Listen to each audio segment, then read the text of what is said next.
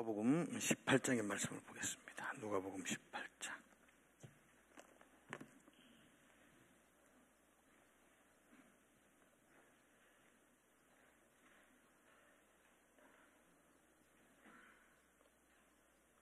(1절에서 8절까지) 말씀 우리 한 절씩 이렇게 보도록 합니다.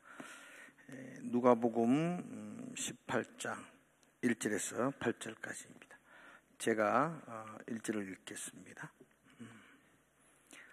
예수께서 그들에게 항상 기도하고 낙심하지 말아야 할 것을 비유로 말씀하여 이르시되 어떤 도시에 하나님을 두려워하지 않고 사람을 무시하는 한 재판장이 있는데 그 도시에 한 과부가 있어 자주 그에게 가서 내 원수에 대한 나의 원한을 풀어주소서 하되 그가 얼마 동안 듣지 아니하다가 후에 속으로 생각하되 내가 하나님을 두려워하지 않고 사람을 무시하나 이 과부가 나를 번거롭게 하니 내가 그 원한을 풀어주리라.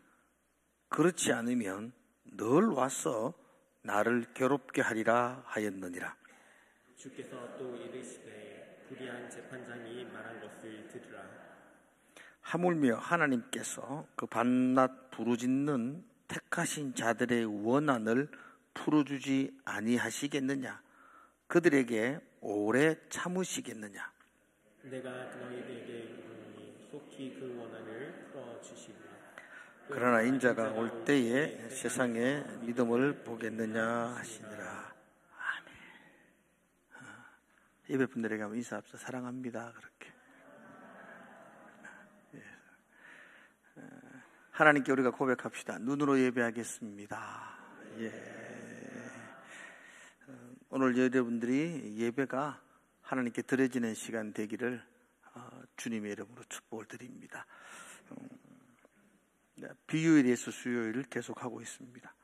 재미있습니까? 이번에 아멘이 적었으면 다음 주부터 안 하려고 했는데 제가 주일을 설교 준비하는 것보다 더 많이 준비합니다. 솔직히. 왜냐하면 너무나 잘 알고 있는 통상적인 이야기들이고 제가 비유를 설교하면서 큰 제목을 정한다면 뒤집어 읽는 예수님의 비유 이렇게 제가 제목을 정해요. 그래서 그렇게 책을 하나 내고 싶어요. 제가 비유를 다 정리가 되면 기존에 많은 사람들이 이야기했던 것들 좀 뒤집어서 읽을 수 있는 정말 예수님이 그런 의미로 이 말씀을 하셨을까? 그런 의무를 가지고 그 말씀을 보기 시작했어요. 그래서 우리는 모두가 선한 사마리아인의 비유 이렇게 이야기할 때에 저는 강도 만난 자의 비유다. 그것은 우리가 광야 같은 세상에서 강도 만난 자고 우리에게 유일한 영생을 주시는 분은 선한 사마리아인밖에 없다. 그분이 예수 그리스도다. 이게 영생의 길이다. 저 그렇게 사마리아인의 비유를 설교했던 걸로 기억합니다. 씨 뿌린 자의 비유도 마찬가지였죠. 밭이 중요한 게 아니다. 그죠? 우리가 밭의 비유로 보는 게 아니다. 그죠? 씨 뿌리는 자, 그죠? 씨 뿌리는 예수 그리스도를 통해서 소수의 옥토가 하늘나라를 확장한다. 예전부터 지금까지 다수의 밭들이 뭘 일으킨 게 아니고 돌짝밭은 태어날 때부터 돌짝밭이고 죽을 때도 돌짝밭으로 죽습니다. 안타까워할 것도 없습니다.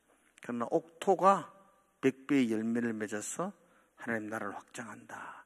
그래서 씨 뿌리는 자들아 돌짝밭 때문에 낙심하지 마라. 그 가시덤불 때문에 의기소치 말고 네 눈에 보이기는 소수 같지만 그 옥토를 통해서 하나님의 나라는 100배의 확장을 이루어 나갈 것이다. 그렇게 주님이 씨 뿌리는 자에 우리를 격려하시는 말씀이 있죠. 지난 시간에도 불의한 청지기 비유로 말씀을 드렸지만 우리는 불의한 청지기를 통해서 뭔가를 지혜를 배우는 것이 아니고 도리어 내가 불의한 청지기였구나를 깨닫는 게 지혜입니다. 이해가시죠? 내가 주인 되신 하나님의 것을 내 마음대로 낭비하며 살았던 불의한 청지기의 삶이었구나. 그래서 나에게는 반드시 하나님이 다시 오시는 결산의 때가 있다는 걸 깨닫고, 우리는 결산의 때가 있거든요. 너 청지기로 잘 살았느냐는 결산의 때가 있는데, 그때를 깨닫고 그동안 불의한 재물로 사용되었던 그 재물을 친구를 사귀는 일에 하나님의 나라의 확장을 위해서 너가 사용하는 자가 되어라. 그게 지혜다. 그렇게 예수님이 말씀하셨습니다. 자, 오늘 본문의 말씀도 이런 의도로 가지고 이 본문을 이렇게 하나하나 살펴보려고 합니다. 근데 오늘 본문이 설교하는 저로서는 참 어렵습니다. 왜냐하면 어떻게 뒤집을 만한 내용이 없기 때문입니다. 왜냐하면 예수님이 하신 이 비유는 매우 선명하고 간단하기 때문입니다. 한 도시에 재판장이 있습니다. 우리는 이 재판장을 우리가 생각할 때 판사 정도로 이래 생각하면 안 됩니다. 이 재판장이란 말은 그 도시의 모든 질서를 유지하고 결정을 하고 그 도시의 모든 것들을 관리하는 최고 통치자요 결정권자입니다. 한 마을의 재판장의 성품, 재판장의 자질, 그의 사람됨에 따라서 그 도시가 좋은 도시가 될 수도 있고요. 엉망인 재판장이 등장하면 그 도시는 불의가 판을 치는 소위 말하는 정말 개판인 도시가 될 수도 있습니다. 왜냐하면 재판장에게 그만한 권력이 있기 때문입니다. 그런데 오늘 등장하는 재판장은 2절에 보면 하나님을 두려워하지 않습니다. 그리고 사람을 무시합니다. 여러분들은 이 문장을 그냥 예사롭게 볼 수도 있지만 하나님을 두려워하지 않는다. 그렇게 놀랄 만한 일이 아니죠. 사실 우리나라 사회에서는 대구시장이 누군지는 제가 잘 모르겠어요. 지금 누구죠? 대구시장? 예? 하여튼 있습니다. 하여튼 하나님 잘 믿나요? 하나님을 두려워하는 사람인가요? 그렇죠. 모르지만 아마도 아닌 것 같습니다. 그러니까 하나님을 두려워하지 않는 재판장이 늘렸습니다. 질량업장님도 누군지는 모르겠지만 하나님 안 두려워할 것 같아. 내가 보기에 우리 교회 안 하는 거 보이. 그죠? 그러니까 하나님을 안 두려워하는 사람이 지금 우리가 살고 있는 세상 속에는 보편적입니다. 그러나 여러분, 유대 사회 속에서, 유대 나라는 종교국가잖아요. 이스라엘 속에서 하나님을 두려워하지 않는 사람이 최고 권력자로 있다. 이건 심각한 문제고요. 그놈은 악하다는 말로 표현할 수 없어서 못됐다, 악하다 이 말로는 표현이 안 돼가지고 하나님을 두려워하지 않는 자 이렇게 표현하는 겁니다. 굉장히 나쁜 놈입니다. 그렇죠? 하나님을 두려워하지 않으니까 사람을 무시하죠. 그런 하나님을 두려워하지 않고 사람을 무시하는 불의한 재판장이 관할하고 통치하는 마을이라는 겁니다. 그 땅이라는 것이죠. 그리고 3절에는 한 과부가 등장합니다. 여러분들이 성경에서 성경을 조금만 아는 사람 같으면 과부 그러면 가장 불쌍한 사람입니다. 요즘은 여자분들이 취직할 때나 있죠. 그죠? 식당에 가서 그릇이나 닦을 수가 있죠. 이때는 여자가 취직할 수 있는 길은 창기밖에 없습니다. 그러니까 과부, 의지할 남편이 없다. 가장 불쌍합니다. 어떻게 소망이 없습니다. 가장 약한 사람, 가장 밑바닥에 있는 사람. 그런데 그가 억울한 일을 당했습니다. 원한이 쌓였어요. 그런데 그 억울한 원한을 풀 수 있는 방법이 없습니다. 누가 도와주지 않습니다. 그 과부가 자신의 억울함을 반증하여서 역전을 시킬 만한 그 무엇도 그에게는 없습니다. 재판관에게 찾아가는 겁니다. 재판장에게 자기의 사정을 아뢰는 겁니다. 그래서 억울함을 들어달라고 힘 있는 재판관이 자기의 억울함을 들어주기를 바라는 건 그게 그의 유일한 길이었습니다. 그런데 재판장이 그 여인의 사정과 형편에 대해서 관심이 없는 사람입니다. 원래부터 이놈은 나쁜 놈입니다. 불쌍한 여자에 대해서는 생각도 없습니다. 그는 뇌물을 누가 준다면 그 뇌물을 받고는 일을 하게 될 겁니다. 그런데 과부는 그에게 찔러줄 뇌물이 없습니다. 그렇기 때문에 이 재판장은 과부의 사정과 형편에 대해서는 아무런 관심이 없습니다. 니나 얼마나 억울하든지 니야 속이 터지든 말든지 내하고는 아무 관계가 없다. 네가 내게 무슨 경제적인 도움이 될 것도 아니고, 그래서 그 과부의 아픈 원한을 풀어줄 마음이 없습니다. 근데 결과는 어떻게 되죠? 재판장이 그 과부의 원한을 풀어줍니다. 이유가 무엇이었습니까? 불의한 재판관이 큰 감동을 받았나요? 아닙니다. 워낙 귀찮게 찾아오니까, 매일매일 찾아오니까 저거 끝날 때까지 찾아올 것 같거든요. 그가 계속 찾아와서 자기 옆에 딱 달라붙어 있으니까 뇌물도 못 받아요. 다른 사람에게 뭐 받을 것도 그 사람 가 때문에 받지를 못하잖아요. 그러니까 이게 내 일에 방해가 되니까 얼른 들어줘 버리고 자기는 자기대로 더 나쁜 짓을 하기 위해서 그의 원한을 풀어주었더라. 결과는 그렇게 매일 과부가 찾아갔더니만은 불의한 재판관도 그 과부의 원한을 풀어주었더라. 이렇게 비유가 끝을 맺습니다. 그리고 6절에서 7절과 8절까지는 이 일에 대한 예수님의 멘토 해설을 잠깐 실어놓고 있습니다.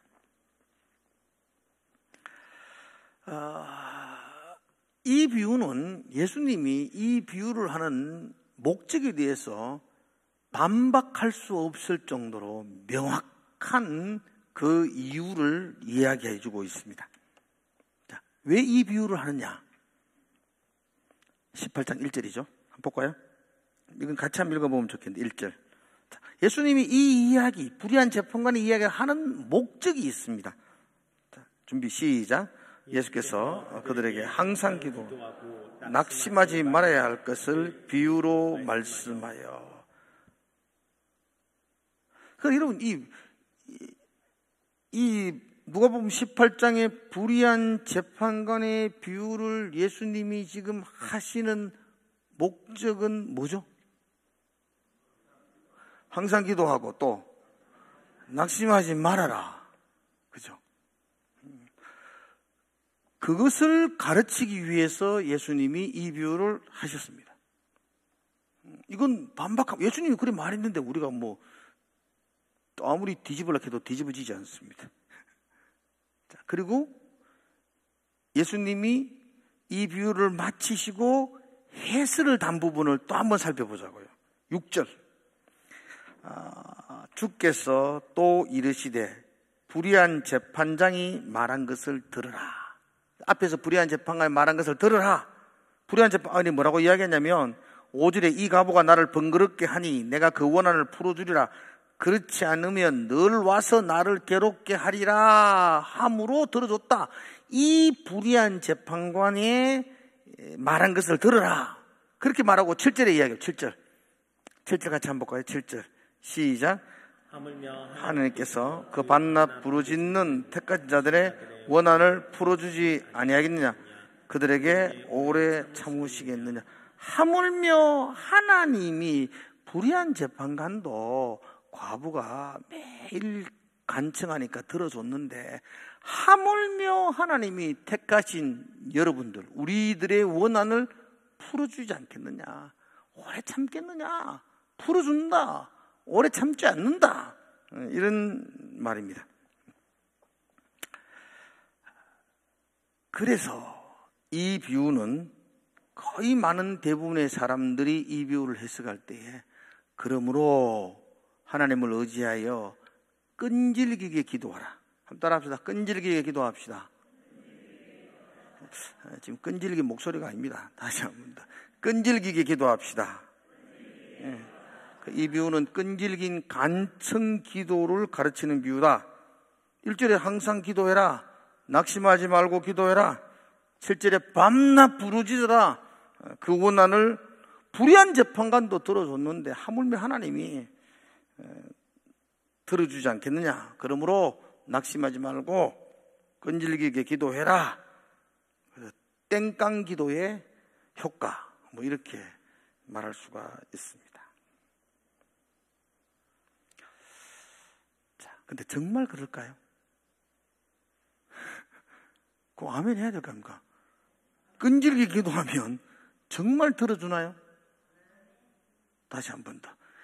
정말 우리가 끈질기게 기도하면 하나님이 우리 기도 정말 들어주나요?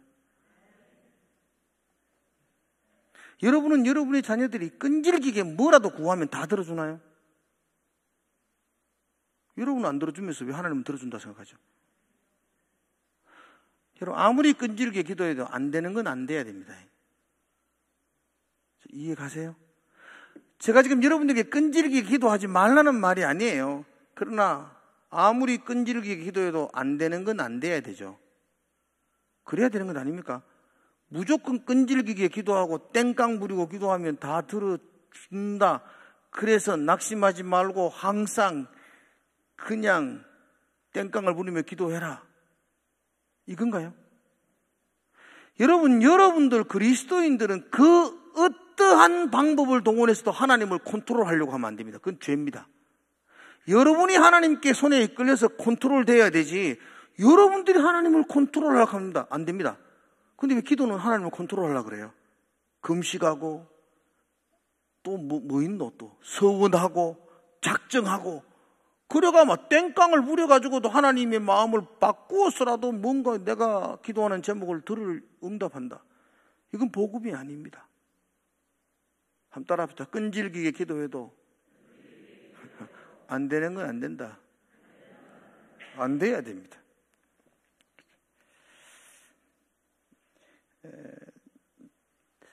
제가 오래전에 봤던 영화 중에 혹시 그 영화 보셨나요? 브루스 올마이티라는 영화. 뭐 이렇게 복음적인 영화도 안 보시면 안 되는데 짐 캐리가 주연을 했던 그 코미디 영화 중에 하나인데 브루스 올마이티. 어느 날 갑자기 하나님이 자기에게 찾아와가지고 네가 내 대신 하나님 역할 좀 하라 그러는 거예요. 처음에는 좋았죠. 뭐 자기를 괴롭히는 사람 막 자기를 직장에서 자기 위에 있는 사람 그 아나운서였거든요. 그래 막 생방송 아나운서 할 때 말로 하도록 만들어가지고 낙방 시키고 말이야. 연애하면서 연애할 때 창문 탁 여니까 다리 젖주 있으니까 다리를 쫙 당기니까 얼마나 로맨스 있어요. 그 다리를 당겨가지고 크게 만들어가 연애도 하고 얼마나 하나님 노릇하는 게 얼마나 재밌는지. 근데 하나님 노릇하는데 제일 힘든 것 중에 하나가 기도 들어주는 거예요. 그래 기도가 사람들이 기도를 다 들어보고 응답해 줘야잖아요. 하나님은 기도 들어보니 기도를 하나하나 들어보는데 기도를 한두 개가 해야지 뭐 얼마나 많은지 그걸 읽다가 막 머리 아프 죽겠는 게라 아무것도 못하잖아요. 그래서 나중에는 아주 머리가 좋아가 모든 기도가 컴퓨터에 다 있는데 다 all yes가 딱 클릭을 하죠.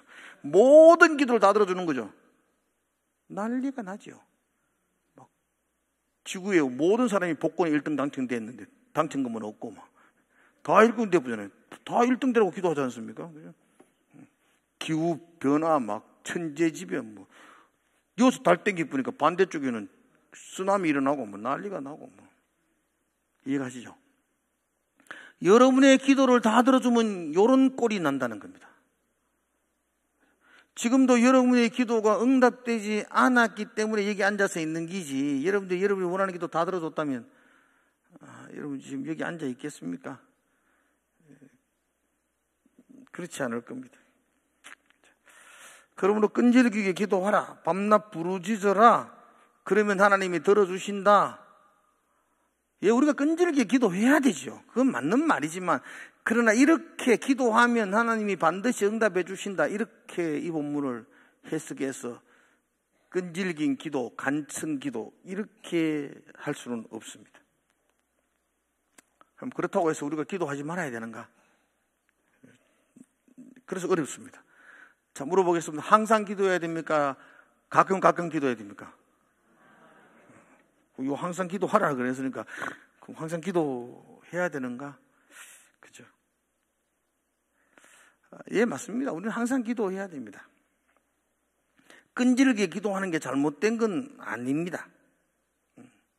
그럼 이 비유가 항상 기도하라, 낙심하지 말고 끈질기게 기도하라는 교훈을 우리에게 주신 것이 아니라고 제가 말씀을 드리는데, 그렇게 해야 되는데 왜 이 교훈이 그게 아닌가? 좀 어렵지만 본문을 다시 한번 더 제가 한번 자세히 한번 살펴보겠습니다. 잘 들어보셨으면 참 좋겠습니다. 자, 우리가 성경을 해석할 때는 두 가지 방법을 염두에 두고 해석해야 됩니다. 여러분 마음대로 성경 해석하면 안 됩니다. 성경 해석하기 가장 중요한, 여러분 다 몰라도 두 가지 방법은 정말 중요합니다. 첫 번째 방법은 오늘의 이 본문, 이 텍스트라 그러죠. 이 텍스트를 성경의 좌우 앞뒤 문맥을 따라서 해석해야 됩니다. 그렇죠? 우리 말도 앞뒤 말을 다 잘라버리고 중간에 말만 토막만 딱 가지고 이야기하면 그 본질과 달라지는 것처럼 성경도 마찬가지입니다. 쭉 이어져서 하는 말입니다. 혹시 여러분 성경이 이렇게 장과 절로 원래는 구별되어 있지 않는 거 다 아세요? 누가복음 5장 없었습니다. 그냥 뭉티기 누가복음입니다. 두루마리로. 불과 한 450년 전 1500년도에 제네바 번역 성경책을 인쇄하면서 그때 장과 절을 후대의 사람들이 이렇게 맞춰 놓은 거예요. 그러니까 17장이 있고 18장, 19장이 없다고요. 그냥 하나의 이야기로 두루마리 책으로 기록되어져 있다고요. 이해가시죠? 그러니까 여러분 지금 우리가 보기에 읽기 편하라고, 찾기 편하라고, 여러분 이 장과 절이 없으면 어떻게 찾겠어요? 여러분 예수께서 그들에게 항상 기도하고 찾아보세요 이렇게 하면 막 여러분들은 지금 어디 마음대로 TV 사고 밤새야 됩니다. 근데 누가복음 18장 하면 딱 찾을 수 있으니까 그러려고 장과 절을 만들었어요. 인위적으로 후대에 지금부터 한 450년 전에 그렇게 만들었다고요. 그러니까 여러분 18장의 이 불의한 재판장의 비율은 17장의 이야기와 연결되어져 해석해야 합니다. 그래야 올바르게 해석할 수 있습니다. 이해가시죠? 그래서 우리는 18장을 해석할 때에 17장에 어떤 이야기들이 있는지를 살펴봐야 돼요. 그래야 18장의 무슨 말인지를 이해할 수가 있어요. 18장 하나만 딱 때려놓고 나면 엉뚱한 쪽으로 해석할 수 있습니다. 그래서 17장을 보는 거예요. 특별히 17장 연결되는 부분이 어디서부터 연결되느냐 하면 17장 22절부터 연결되어져요. 성경을 가지고 오신 분들은 17장 22절, 또 제자들에게 이르시되, 자, 누구에게 하시는 말씀이죠? 그러니까 17장에서도 쭉 이어지는 이 18장의 내용은 제자들에게 합니다. 세상 사람들에게, 안 믿는 사람이 하는 이야기 아니고 제자들에게, 여러분들에게, 나에게 하시는 말씀으로 보셔야 돼요. 제자들에게 이르시되 때가 이르리니 너희가 인자의 날 하루를 보고자 하되 보지 못하리라. 사람이 너희에게 말하되 보라 저기 있다, 보라 여기 있다 하리라. 그러나 너희는 가지도 말고 따르지도 마라. 무슨 이야기하죠? 어떤 때? 인자의 때. 인자가 여기 있다 저기 있다 해도 가르지 말고 따르지 마라, 가지 말고 따르지 마라, 이렇게 이야기합니다. 24절, 번개가 하늘 아래 이쪽에서 번쩍 끄고 저쪽에서 번쩍 간다. 인자의 날도 임한다. 그러므로 인자의 날은 주님이 다시 오시는 종말의 때를 말하겠죠. 이건 더 이상 해석할 필요 없죠. 이 종말의 때에 대한 이야기를 17장에서 예수님이 하시는 거예요. 인자의 때, 인자가 여기 있다 저기 있다 해도 막 따라가고 현혹되지 마라, 그죠? 신천지 따라가고 현혹되지 마라 이 말입니다. 내가 예수라 해도 따라가고 현혹되지 마라 이 말입니다. 그때 뭐 하늘에서 번쩍번쩍거리도 뭐 그런 일이 날 거다. 그리고 중요한 거 25절, 그때에는 많은 고난을 받으며, 그리스도인들이 많은 고난을 받습니다. 그죠? 우리가 고난을 받습니다. 그런 이야기.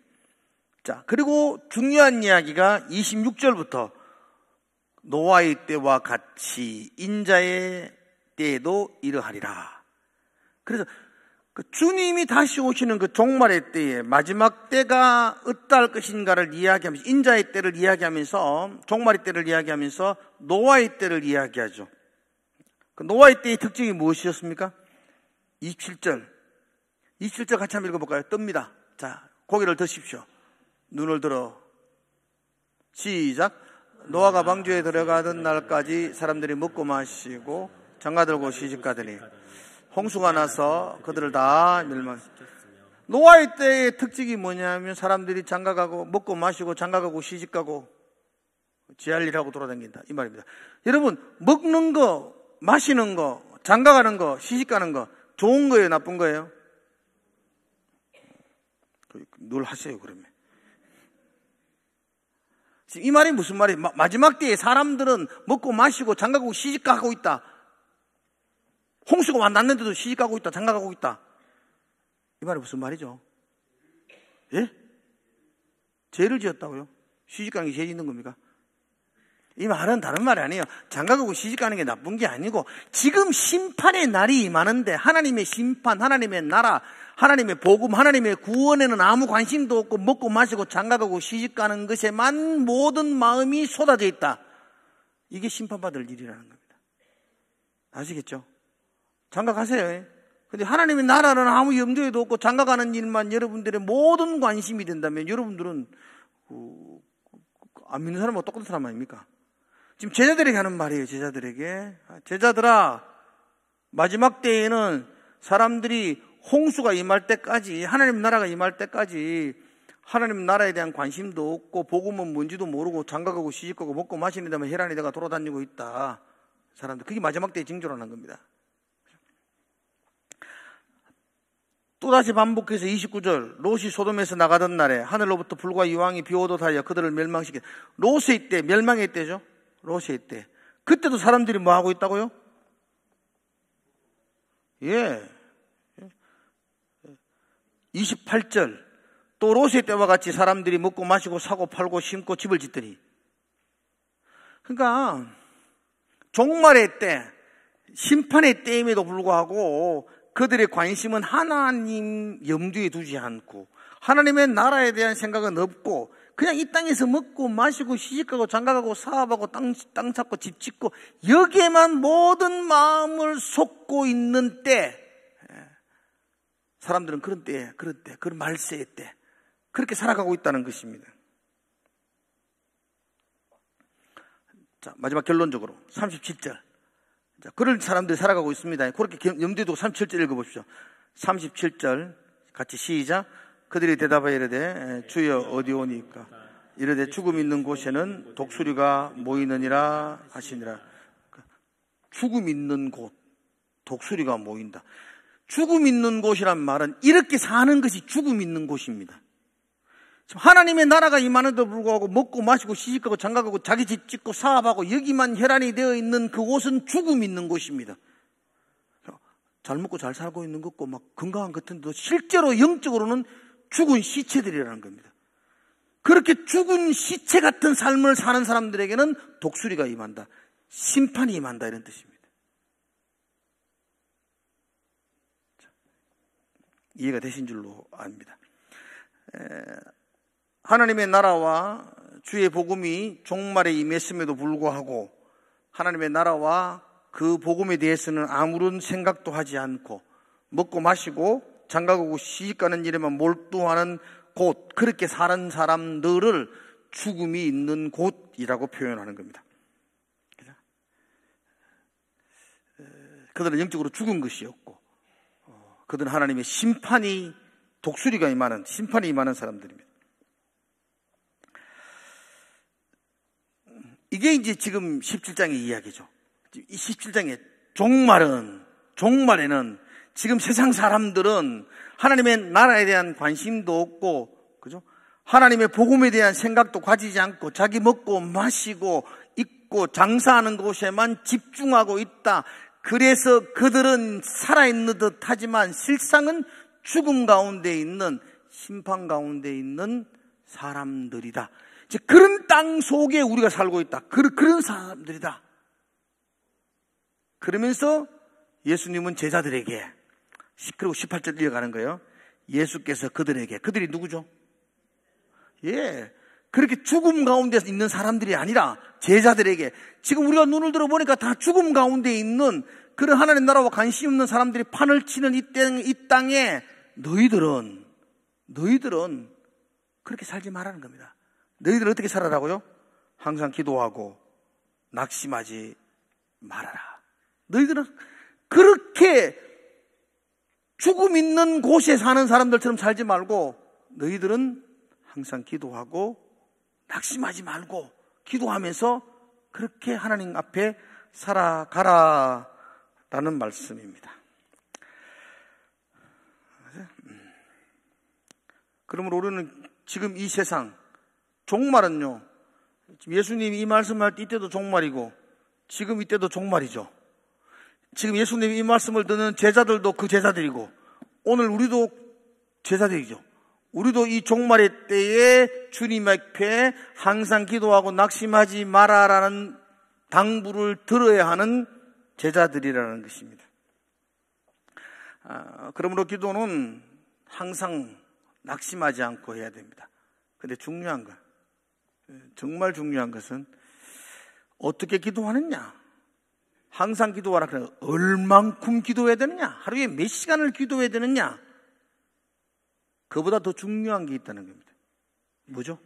기도에서 제일 중요한 게 뭐죠? 기도의 내용입니다. 무엇을 기도하느냐입니다. 항상 기도해라, 낙심 말고 기도해라. 그리고는 불의한 재판장의 비유를 들죠. 그러므로 이 비유는 항상 기도해라, 낙심하지 말고 기도해라, 이런 기도해라, 이런 뜻입니다. 이런 기도. 기도의 내용을 가르쳐주는 비유입니다. 우리는 항상 기도해야 됩니다. 무엇을 기도해야 되느냐는 거예요. 불의한 재판장의 비유를 통해서 기도의 내용, 우리가 무엇을 기도해야 되는지를 말씀한다는 것입니다. 그래서 우리의 기도의 내용을 배울 수 있도록 하기 위해서 이 불의한 재판관의 비유를 말씀하셨다. 그렇게. 이게 뭘 기도해야 되는 거지? 조금만 기다리십시오. 제가 다시 설명을 해드리겠습니다. 그러나 여러분들 지금 하셔야 돼요. 항상 기도해야 된다. 쉬지 말고 기도해야 된다. 그건 맞는 말이에요. 그러나 무엇을 항상 기도해야 되느냐는 거예요. 무엇을 낙심하지 않고 기도해야 되느냐는 거죠. 기도의 내용이 중요하지 않아요? 뭘 기도해야 되느냐? 그 이야기는 내가 다시 해석을 해드리겠습니다. 오늘 정리를 해봅시다. 이 말씀은 제자들에게 하시는 말씀입니다. 무턱대고 땡깡을 부리고 끈질기게 기도하라는 말씀이 아닙니다. 항상 기도하는데 우리가 기도하는 그 기도의 내용이 중요하다는 것을 가르치는 비유입니다. 그래서 이 비유를 통해서 우리는 이런 기도를 해야 한다는 걸 배워야만 합니다. 자, 우리가 성경을 해석할 때 지금 첫 번째 해석을 했죠. 문맥을 따라서 이렇게 보는 거죠. 두 번째 해석하는 방법이 있습니다. 두 번째 성경 해석하기에 중요한 방법은 당시 상황과 환경을 염두에 두고 해석하는 겁니다. 이 이야기를 지금 우리에게서 적용하면 안 됩니다. 이 이야기는. 고린도 교회에 향하여 여자는 교회에서 잠잠할지어다. 그래가지고 여자는 장로도 안 씌운다 하는 우리 교단은 악한 겁니다. 그때 그 상황과 지금이 다른 겁니다, 여러분들. 말도 안 되는 이야기를 끌고 다녀요. 그때 그렇게 말했던 상황, 여자는 머리에 두건을 쓰라 그랬죠, 그때는. 그렇다고 하더라도 아직까지 여자들은 교회에 들어오면 보자기 덮어 씌운다. 그때 그 머리에 두건도 안 쓰고 그냥 머리 뽀글뽀글 돌아다니는 다 창녀들이에요. 거의 창녀들. 그러니까 너희들은 그렇게 창녀처럼 살지 말고 머리를 단정히 하고 예비드리는 자가 되라, 이런 뜻이지. 지금 머리에 모자 안 쓰는 사람이 창녀들입니까? 지금은 두건 안 쓰고 교회 예배드려도 된다고요. 근데 그걸 옛날 것과 지금 그때의 상황을 알고 본문을 해석해야 됩니다. 이해가시죠? 그러므로 이때 이 비유를 말씀하는 이때의 사회적 환경과 상황을 여러분들이 아시고, 그리고 이 본문을 보시고 우리하고 적용을 해야 됩니다. 한번 보자고요. 그때는 어떤 상황이었는가?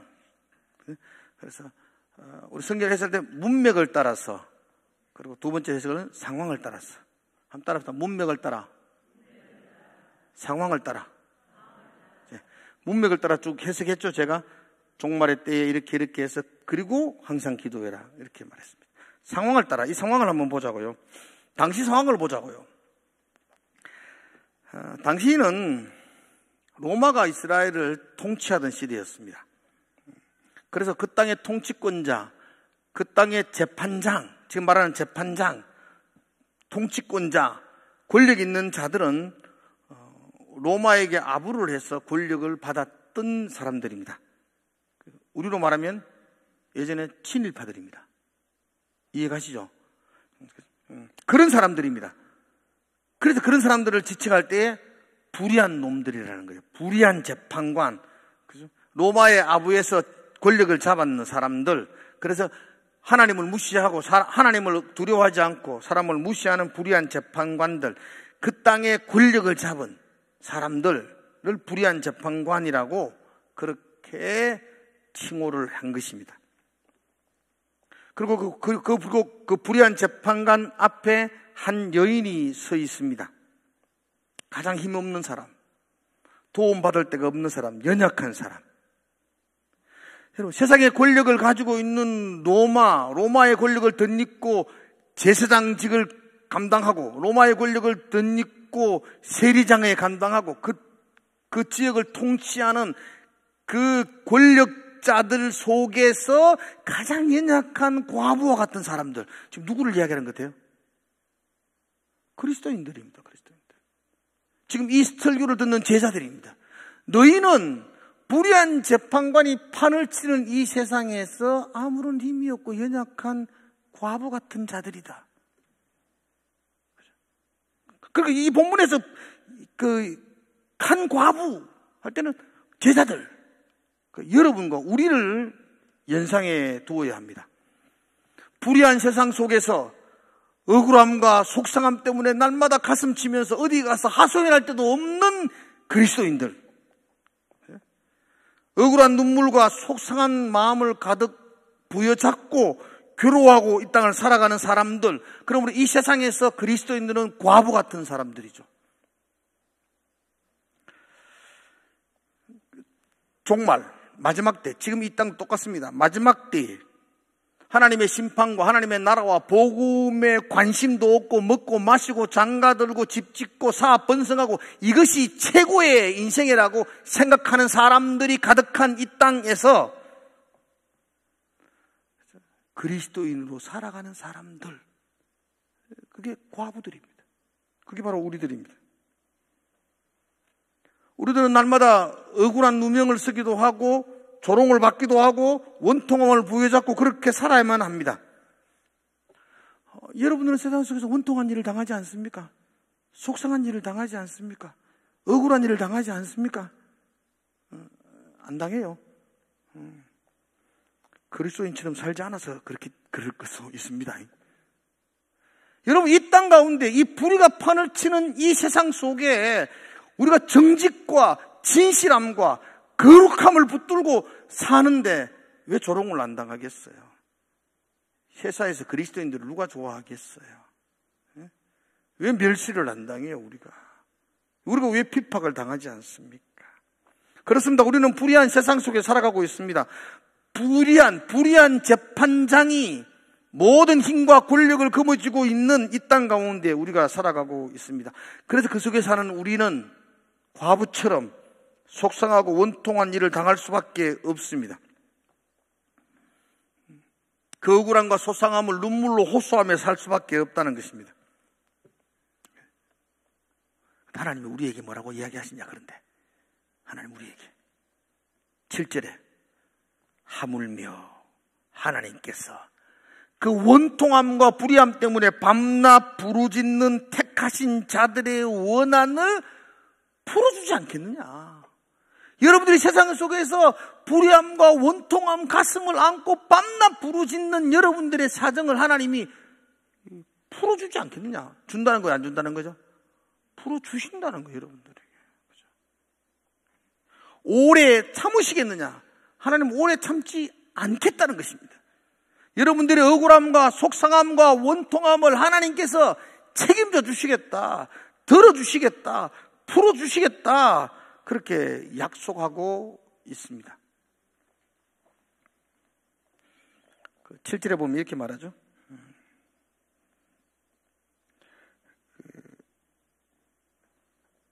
8절이죠. 내가 너희에게 이르노니 속히 그 원한을 풀어주시리라. 속히. 근데 이제 우리 번역 속에 이렇게 속히 이렇게 되어 있는데, 원래 속히라는 말에 엔타케이라는 단어를 헬라어로 썼는데, 그 단어가 원래 속히라는 말로 번역하면 속히, 빨리 이렇게 번역하는데, 원래 헬라어로 번역하면은 빨리 이렇게 번역해요. 반드시, 확실히 이렇게 번역해야 돼요. 하나님은 여러분의 억울한 사정을 반드시 들어주십니다. 아멘 크게 해보시소. 하도 하나님께 실망을 많이 해가지고 이제 믿고 싶지도 않지요.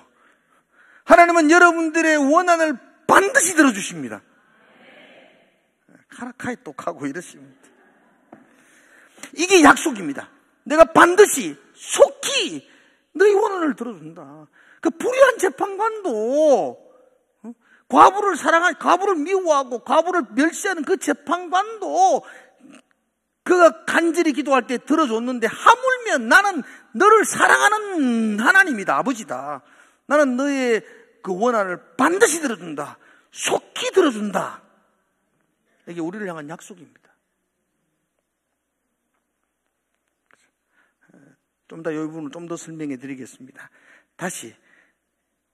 근데 중요한 것은 여기 말하는 건 여기 7절 택하신 자들을 원한을 풀어주지 않겠느냐. 그리고 8절 내가 너희에게 이르노니 속히 그 원한을 풀어주지 않겠느냐. 이게 원한이라는 단어입니다. 그 원한이라는 단어는 단순하게 우리의 억울한 사정, 우리의 원수들, 우리의 분통 터지는 내 사정들, 이렇게 볼 수 있는데 그 헬라어 원어로는 그렇게 보지 않습니다. 이 원한이라는 단어를 해석할 때 공의, 정의 이렇게 해석합니다. 그래서 제가 보고 있는 쉬운 성경에 보면 이 8절을 이렇게 말하죠. 8절에 보면 하나님께서 속히 그의 백성들에게 정의를 베푸실 것입니다, 이렇게 말해요. 속히 원한을 풀어준다는 말은 하나님께서 속히 우리들 속에 불의하고 그 거짓된 것들을 청산하고 이 가운데 정의, 공의를 베풀어 주실 것이다, 이렇게 말하는 겁니다. 과부, 개인의 억울한 사정을 말하는 것이 아닙니다. 공의롭지 못한 세상 속에서 우리는 그냥 당하고 있다는 것이죠. 그런데 하나님께서 반드시 속히 이 땅 가운데 공의를, 이 땅 가운데 정의가 이루어질 수 있도록 내가 베풀겠다, 그렇게 약속합니다. 그 약속을 붙들고 기도하는 것, 이게 제자들이 할 일입니다. 그 약속을 붙들고 낙심하지 않고 기도하는 것. 8절 마지막 분 한번 보세요. 8절 마지막 분. 그러나 인자가 올 때에 세상에서 믿음을 보겠느냐. 한번 따라합시다. 인자가 올 때에 세상에서 믿음을 보겠느냐. 믿음이 있는 사람이 있다 없다? 지금 이 말은 뭐 없는 건 알겠지. 적다 이런 뜻이겠죠. 여기 믿음은 뭐죠, 그러면? 여기 믿음이 그겁니다. 이 문맥을 쭉 살펴보죠. 이 불의가 판을 치는 세상에서 불의한 재판관이 통치하고 지배해서 그리스도인으로서 억울함을 당하고 속상함을 당하는 이 사회 속에서 하나님께서 정의를 반드시 이 땅 가운데 이루어 주실 것이라는 그 믿음을 붙들고 낙심하지 않고 기도할 수 있는 그 믿음의 사람들이 많겠느냐? 많다 적다? 적다는 겁니다. 대부분의 그리스도인은 자기의 먹고 마시고 집 짓고 사업하는 거기에만 관심을 가지고 기도하고 있고, 또 어떤 사람들은 기도해도 안 되니까 낙심하고 포기하고 있는 이 세상 속에서 정의가 반드시 이루어진다. 하나님께서 사랑하는 성도들의 기도를 분명히 듣는다. 그들의 억울한 사정들, 공의를 반드시 하나님이 이루실 것이라는 그 믿음을 붙들고 끈질기게 낙심하지 않고 기도하는 사람이 많겠느냐? 많을까요? 적죠. 적으니까 니라도 해라는 겁니다. 너희라도. 지금 제자들에게 너희들은 그렇게 기도해라. 너희들은 마지막 때에, 그죠? 불의한 재판관이 판을 치는 이 세상 속에서 고통당하는 과부의 심정으로 매일매일 억울한 일을 당하고 눈물을 흘리고 있지만, 그러나 하나님이 반드시 이 땅에 정의와 공의를 베풀어 주실 것이라는 믿음을 가지고 낙심하지 말고 그렇게 기도해라. 그럼 하나님이 반드시 확실하게 정의를 베풀어 주실 것이다. 그게 예수님이 간절한 당부예요. 제자들에게, 우리에게도 간절하게 말씀하고 있는 당부입니다. 우리는 지금 종말의 때를 살고 있습니다. 그죠? 세상 사람들이 모든 관심이 먹고 마시는 것 아닙니까? 요즘 텔레비전 틀면 먹방합니다. 난 그게 뭐 재밌는지 난 이해를 못하겠어요. 난 밥 먹는 게 뭐 재밌다고 그 앉아서 그걸 보고 해닥거리고 있는지. 나도 먹고 싶을 뿐인데. 그게 뭐 재밌어요. 아무튼 하여튼 먹고 마시고 장가들고, 그죠? 시집가고 사업하고, 거기에 모든 사람들이 관심을 가지고 있습니다. 그런 세상 속에서 우리들은 하나님을 배우고 하나님을 닮아서 하나님을 세상 속에 보여주는 삶을 살아야 하는 거죠. 그게 쉬울까요? 어려울까요? 그게 어렵습니다. 세상 사람은 그렇게 사는 우리들을 조롱하고 비난합니다. 뭐 바보처럼 그렇게 사느냐고 말합니다. 그래서 손해도 봅니다. 억울한 일도 당합니다. 그러나 그 손해보고 억울한 일을 당하는 이 불의한 세상 속에서 우리가 해야 될 일이 무엇입니까? 하나님의 공의가 강수처럼, 정의가 하수처럼 이 땅에 흘러가기를 아모스가 기도했던 것처럼, 주여 반드시 주님의 나라와 정의가 이 땅 가운데 이루어질 것을 우리는 믿습니다. 그 믿음으로 낙심하지 말고 항상 기도해라는 것입니다. 하나님의 나라가 승리할 것을 그렇게 기도하고 살아야 한다는 것입니다. 여러분들이 그렇게 기도하기를 축복합니다.